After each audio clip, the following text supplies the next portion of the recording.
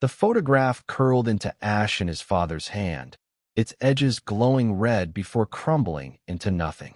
Jamie Carter, 17, stood frozen in the doorway of their Texas home, his heart a storm of betrayal and rage. His dad, Police Chief Warren Carter, didn't look up from the smoldering remains, his jaw set like the law he swore to uphold. "You don't get to erase me," Jamie whispered, voice trembling but fierce. He'd come home from school expecting a lecture, maybe a grounding, after his dad found the photo of him and Eli Ruiz, his boyfriend, laughing together at the county fair. Instead, he found this, his only keepsake of that perfect day, burned to nothing. Warren's eyes, cold and unyielding, finally met his son's. "You're my son, Jamie. But this," he gestured to the ashes, "this ain't who we are." The words cut deeper than any blade, slicing through the fragile hope Jamie had clung to since he realized he was gay 2 years ago. He'd hidden it, buried it under football practice and church youth group, but Eli had changed everything. Eli, with his quiet strength and paint-stained fingers, had made Jamie feel alive, seen, whole. The small town of Willow Creek, Texas, was a place where tradition ran deeper than the roots of the ancient oaks lining Main Street. It was Friday night, and the town buzzed with the anticipation of the high school football game, where Jamie, the star wide receiver, was expected to shine. But tonight, he wasn't thinking about the game.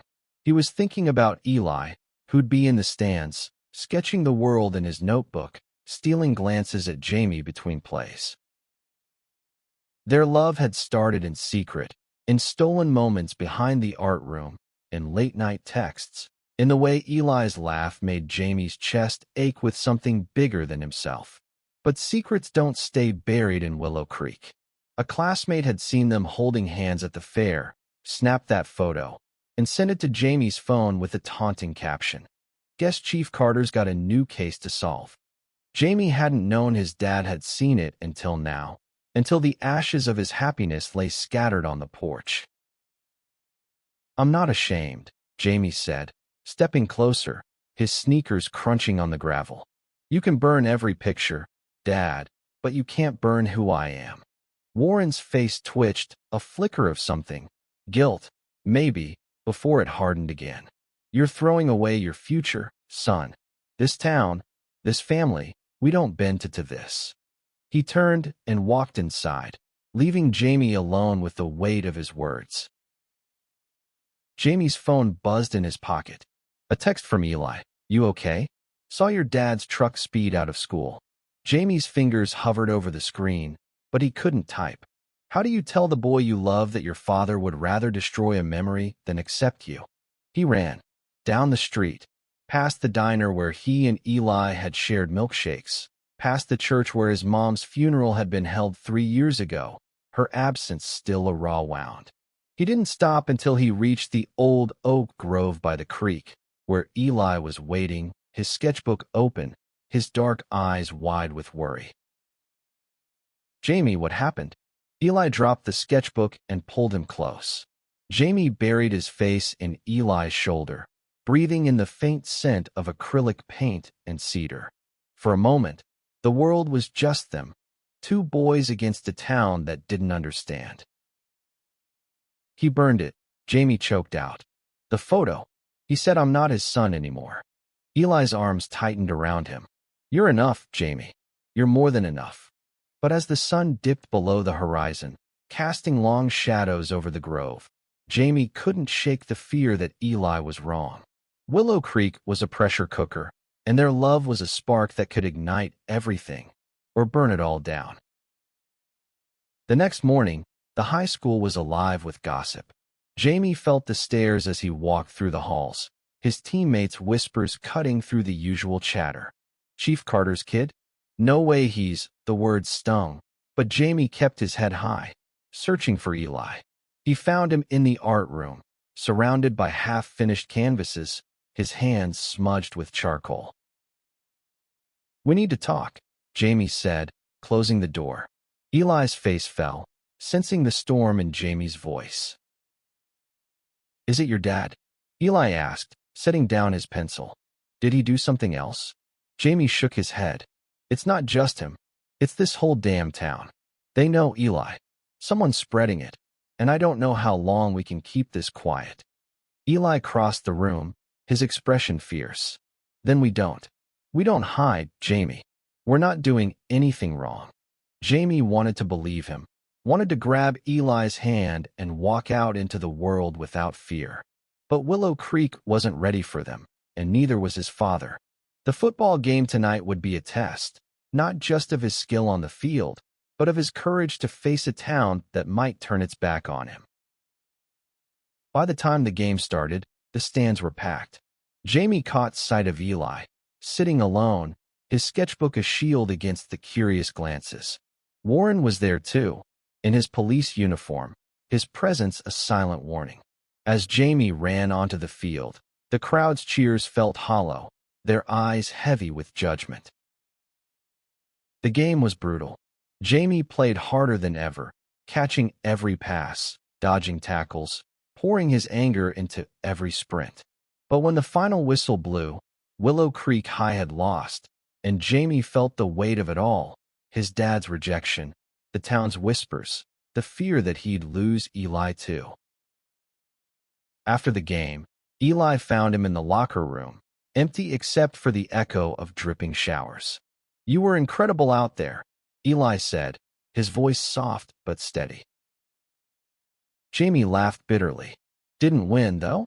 Didn't change anything." Eli took his hand, his touch grounding. "You're changing everything, Jamie, just by being you." For the first time that day, Jamie felt a flicker of hope. But as they stepped out into the parking lot, headlights flashed, and Warren's voice boomed. "Get in the truck, Jamie. Now." Eli squeezed his hand, a silent promise. Jamie knew this was only the beginning. The truck ride home was a silent battlefield. Warren's knuckles were white on the steering wheel, his eyes fixed on the road, while Jamie stared out the window, the blur of Willow Creek's lights mirroring the chaos in his mind. He could still feel Eli's hand in his, a fleeting anchor against the storm brewing between him and his father. When they pulled into the driveway, Warren finally spoke. "You're grounded. No phone, no friends, no him." The word "him" dripped with disdain, as if Eli were a crime scene Warren wanted to cordon off. "You can't stop me from seeing him," Jamie said, his voice low but defiant. "You don't get to control who I love." Warren slammed the truck door, his face a mask of fury and something deeper, fear, maybe, or shame. "You're throwing away everything I've built for you," he said, stepping closer. "This family, this town, they expect better. I expect better." Jamie's chest tightened. "Better than who I am? Better than Eli? He's the best person I know, Dad. He's kind, he's talented, he's—" "Enough!" Warren's shout echoed in the quiet night. "You're not doing this. Not under my roof." "Then maybe I won't be under your roof," Jamie shot back, the words spilling out before he could stop them. He stormed inside, slamming his bedroom door, his heart pounding. The idea of leaving home at 17 was terrifying, but so was the thought of losing himself to his father's rules. The next day at school, the whispers had grown louder. Someone had scrawled "fag" on Jamie's locker in black marker, the letters jagged and cruel. He scrubbed at them with his sleeve, his face burning, until Eli appeared, his presence a quiet strength. "Don't let them get to you," Eli said, handing him a wet rag from the art room. "They're just scared of what they don't understand." Jamie wanted to believe him, but the weight of the word lingered, a bruise on his soul. "What if they never understand?" he asked, his voice barely above a whisper. Eli's eyes softened. "Then we make our own world, one where we don't have to hide." That afternoon, they skipped last period and drove to the outskirts of town, to an old barn Eli used as a makeshift studio. The air smelled of hay and oil paint, and the walls were covered with Eli's murals, vibrant explosions of color depicting dreams, fears, and moments of beauty. One canvas showed two figures under a starry sky, their hands intertwined, unmistakably Jamie and Eli. "You painted us," Jamie said, his voice thick with emotion. Eli nodded, brushing a streak of blue paint from his cheek. "I wanted to capture how you make me feel, like I'm not alone." Jamie pulled him close, their lips meeting in a kiss that felt like defiance, like freedom. For a moment, the world outside the barn didn't exist. No judgmental townsfolk, no angry father, just them. But the moment shattered when Jamie's phone, hidden in his bag, buzzed with a voicemail from Warren. "Get home now, or I'm coming for you." The threat hung heavy as they drove back to town. Jamie knew he couldn't avoid his father forever, but every step toward home felt like walking into a trap. When he walked through the door, Warren was waiting, his police radio crackling on the table. "You were with him, weren't you?" Warren's voice was low, dangerous. "I told you to stay away." Jamie stood his ground. "I love him, Dad. And I'm not sorry." Warren's face contorted, a mix of rage and desperation. "You think this is love? This is a phase, Jamie. A mistake. And I'm not letting you ruin your life over it." "It's not a mistake," Jamie said, his voice breaking. "It's who I am." The argument escalated, words flying like shrapnel. Warren accused Jamie of betraying the family, of spitting on his mother's memory. Jamie shot back, tears streaming, that his mom would have loved him no matter what. The fight ended with Warren slamming his fist on the table, the sound echoing like a gunshot. "I'm done talking," Warren said. "You're going to that conversion camp in Dallas. Tomorrow." Jamie's blood ran cold. He'd heard about those places, stories of kids sent away to be fixed, coming back hollow, broken. "No," he said, backing toward the door. "You can't make me." "Watch me," Warren growled. That night, Jamie packed a bag, clothes, his mom's old locket, a sketch Eli had given him. He climbed out his window and ran to Eli's house, his heart pounding with fear and determination. Eli's mom, Rosa, answered the door, her face kind but worried. "Jamie, what's wrong?" she asked, pulling him inside. "He's sending me away," Jamie said, his voice shaking. "Some camp to change me." Rosa's eyes darkened. She'd always welcomed Jamie, treated him like family, but this was different. "You're staying here tonight," she said firmly. "We'll figure this out." Eli appeared, his face pale but resolute. "We'll run if we have to," he said, taking Jamie's hand.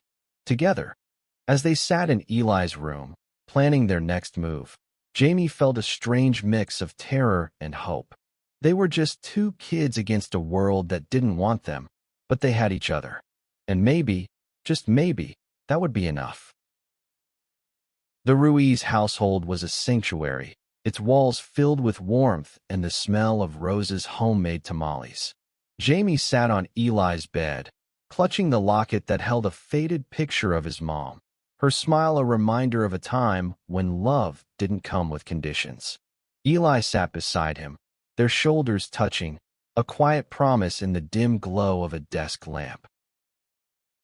"We can't stay here forever," Jamie said, his voice heavy. "My dad's the chief. He'll find me." Eli's jaw tightened. "Then we leave Willow Creek. We've got my car, some savings. We could go to Austin, maybe. It's more open there." Jamie wanted to believe in that dream, a city where they could walk hand in hand without fear, where love wasn't a crime. But the weight of leaving everything, his team, his home, the ghost of his mom, felt like a betrayal of its own. "What about your mom? Your art? You can't just walk away." Eli's eyes met his, fierce and unwavering. "I'd walk away from anything for you, Jamie. You're my home." The words hit like a tidal wave, washing away some of the fear. Jamie leaned in, their foreheads touching, and for a moment, the world was just them. But the moment was fleeting.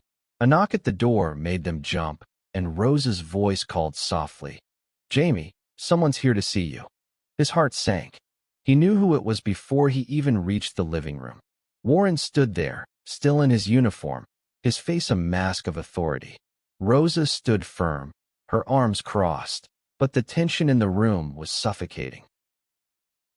"You're coming home, Jamie," Warren said, his voice calm but unyielding. "This isn't a discussion." Rosa stepped forward. "He's safe here, Warren. You need to cool off before you make this worse." Warren's eyes narrowed. "This is my son, Rosa. Stay out of it." Jamie's hands clenched into fists. "I'm not going with you. Not to that camp. Not anywhere." Warren's face softened for a split second, a crack in his armor, but it vanished quickly. "You don't get a choice. I'm your father." "You stopped being my father when you burned that photo," Jamie said, his voice steady despite the tears in his eyes. "You don't get to decide who I am." The standoff ended with Warren storming out, but Jamie knew it wasn't over. His dad wasn't the type to back down. By morning, word had spread through Willow Creek. Chief Carter's son was causing trouble, and the town's judgment tightened like a noose. At school, the hostility was palpable. Jamie's teammates avoided him, and the word on his locker had been replaced with worse. Eli stayed close, his presence a shield, but even he couldn't stop the notes slipped into Jamie's backpack, the jeers in the cafeteria. The worst came from Coach Daniels, who pulled Jamie aside after practice. "You're a distraction, Carter," he said, his voice gruff. "Maybe sit out the next game." Jamie's heart sank. Football had been his escape, his pride. Losing it felt like losing another piece of himself. But when he told Eli, his boyfriend's response was fierce. "They don't deserve you," Eli said, pulling him into the art room. "Let's make something real, something they can't take away." They spent hours painting a mural on the barn's back wall, a vibrant scene of two boys running through a field, free, untouchable. It was their rebellion, their promise to each other. But as they worked, Jamie's phone buzzed with a text from an unknown number. "Leave town, or we'll make you." The threat chilled him to the bone. He showed it to Eli, whose face hardened. "We need to be careful," Eli said. "But we're not running yet." That night, they went to the diner, hoping for a moment of normalcy. The neon lights cast a warm glow, but the stares from other patrons were cold. A group of older men, regulars who knew Warren, muttered loudly about disgrace and sin. Jamie's hands shook as he sipped his coffee, but Eli reached across the table, his touch steadying. "We're not invisible," Eli whispered. "Let them stare." But the tension followed them outside. As they walked to Eli's car, a truck slowed beside them, its driver shouting slurs before speeding off. Jamie's heart raced, but Eli pulled him close, his voice fierce. "They don't get to win." Back at Eli's house, Rosa sat them down. "I've been talking to my cousin in Austin," she said. "She runs a community center for kids like you, LGBT kids. They've got resources, a place to stay. If you need to go, I'll help you." Jamie's throat tightened. Leaving meant giving up everything he'd known, but staying meant fighting a war he wasn't sure he could win. He looked at Eli, whose eyes held the same fear and fire he felt. "We'll decide together," Jamie said. As they lay in Eli's bed that night, the world outside felt like a tightening trap. But in the quiet, with Eli's heartbeat against his, Jamie found a flicker of courage. They weren't just fighting for themselves. They were fighting for every kid in Willow Creek who felt like they didn't belong. The next week was a blur of tension and defiance. Jamie stayed with the Ruiz family, sleeping on Eli's floor, their whispered plans stretching into the night. Rose's kindness was a lifeline, but the town's hostility grew sharper. Jamie's teammates shunned him, and the threats multiplied. Notes in his locker, anonymous calls to the Ruiz house. Warren hadn't come back, but his presence loomed, a shadow over every decision. At school, Jamie and Eli fought to hold their ground. They walked the halls hand in hand, a quiet rebellion that drew gasps and glares. The principal called them into his office, his face grim. "I'm getting complaints," he said. "You're causing a disturbance." "We're just existing," Eli shot back, his voice steady. "That's not a crime." The principal sighed. "Maybe not, but this town's not ready for this. Keep it low-key, for your own sake." Jamie's anger flared. Low-key? You mean hide who we are? The principal didn't answer, but his silence spoke volumes. Outside, Jamie kicked a trash can, his frustration boiling over. I'm so tired of this, he told Eli. Of pretending we're the problem. Eli pulled him into the art room, their sanctuary. Then let's do something bigger, he said. Something they can't ignore. That night, they planned a statement. A mural in the town square, painted under cover of darkness. Eli sketched the design. Two figures embracing under a rainbow sky, surrounded by words of hope. Love wins. It was risky, maybe reckless, but it felt like their last chance to be heard. At midnight, they crept into the square, cans of paint clinking in their bags. The air was thick with the scent of summer grass and fear. They worked fast, Eli's brushstrokes bold and sure, Jamie's hands trembling but determined. By dawn, the mural was done, a blaze of color against the gray brick of the old courthouse. The reaction was immediate. By morning, the square was packed, some gawking, some cheering, others shouting in anger. Jamie and Eli stood at the edge of the crowd, their hands clasped, hearts pounding. A reporter from the local paper snapped photos, her eyes wide with curiosity. Warren arrived, his police cruiser screeching to a halt. He stormed toward the mural, his face a mask of fury. You did this, he demanded, grabbing Jamie's arm. Yeah, Jamie said, pulling free. And I'd do it again. The crowd grew quiet, all eyes on father and son. Warren's voice shook. You're tearing this town apart, Jamie. For what? For him. For me, Jamie said, his voice clear. For who I am. For every kid who's scared to be themselves because of people like you. Warren's face crumpled, just for a moment, before he turned away. You're no son of mine, he said, and the words cut deeper than ever. But the crowd wasn't all against them. A few voices rose in support, classmates, teachers, even some of the diner regulars. A girl from Jamie's history class stepped forward, her voice trembling. I'm bi, she said, and I'm tired of hiding too.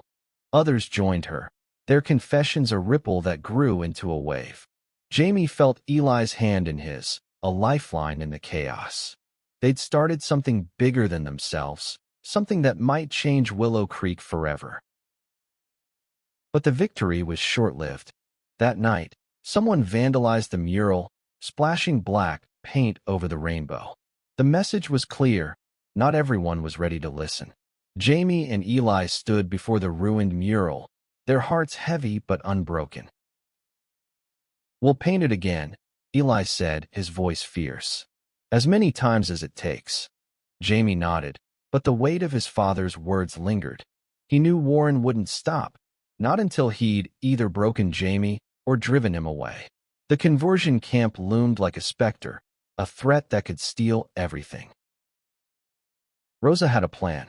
She'd contacted her cousin in Austin, who'd secured spots for Jamie and Eli at the community center. You can stay there, finish school, be safe, she said. But you need to leave soon. Your dad's talking to lawyers, Jamie. He's not giving up. The idea of leaving was both a relief and a heartbreak. Jamie thought of his mom, of the locket he still carried, of the life he'd dreamed of in Willow Creek.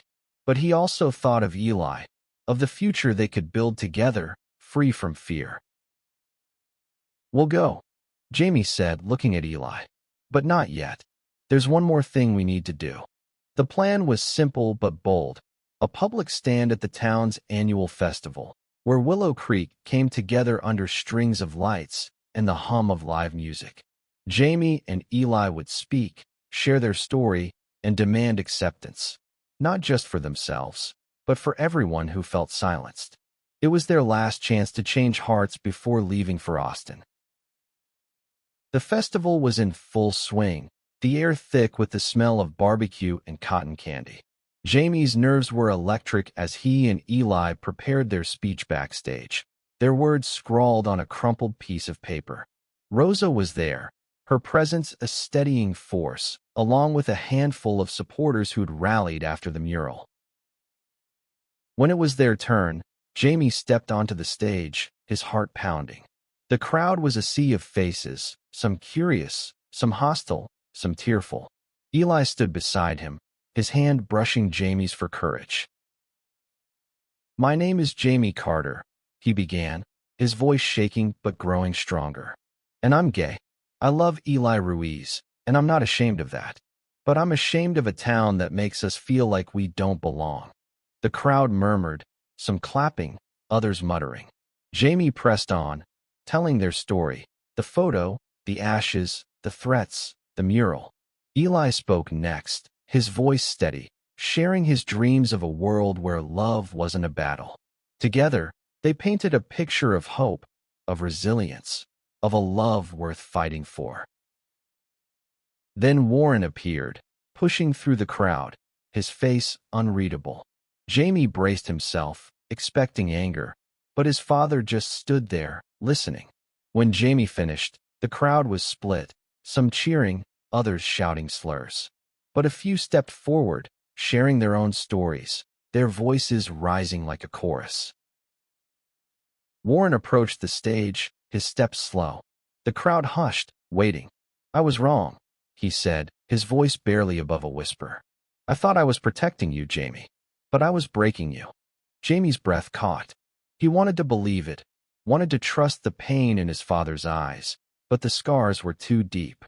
"You burned my happiness," he said. "How do I forgive that?" Warren's shoulders sagged. "You don't have to, but I'm trying to understand. I don't want to lose you." The words hung in the air, fragile but real. Jamie didn't forgive him, not yet, but he saw a crack in the wall his father had built. Maybe, in time, they could rebuild something. The festival ended with a new mural, painted live by Eli and a group of kids, including the girl from Jamie's history class. It was simpler this time, just hands of every color, linked under a bright sky. The crowd watched, some in awe, some in anger, but all changed in some small way. Jamie and Eli left for Austin the next day, Rosa driving them to the bus station. Willow Creek faded in the rear view, but its lessons stayed with them. They'd faced hate, fear, and loss, but they'd also found strength, love, and a community that was starting to listen. In Austin, they found a home at the community center, surrounded by others who'd fought similar battles. Jamie kept his mom's locket, a reminder of love that endured, and Eli's sketches filled their new walls, a testament to their resilience. They weren't just surviving. They were building a life, one brushstroke, one moment at a time. Years later, Jamie would return to Willow Creek for his father's retirement ceremony. Warren had changed, slowly, attending meetings with other parents of queer kids, listening, learning. The town had changed too, with pride flags in shop windows and a new mural in the square, untouched by vandalism. Jamie and Eli stood together, hands clasped, no longer hiding.